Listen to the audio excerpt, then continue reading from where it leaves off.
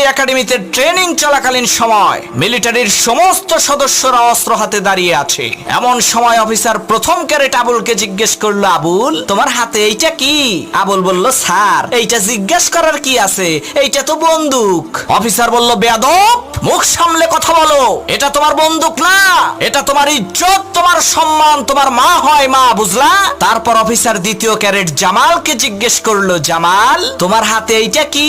তখন জামাল বলল, স্যার এইটা হইল আবুলের মা, আবুলের ইজ্জত এবং সম্মান আর সম্পর্কে আমাদের আন্টি হয়। জামালের এই উত্তর শুনে অফিসার বলল, সর্বনাশ, পাবনা মেন্টাল হসপিটালের দারোয়ানরা মনে হয় ঠিক মতো ডিউটি করে না। তখন জামাল বলল, কেন স্যার, কি হয়েছে? তখন অফিসার বলল, যদি ঠিক মতো ডিউটি করতো তাহলে তুই কোনোদিন এই জায়গায় আসতে পারতি না।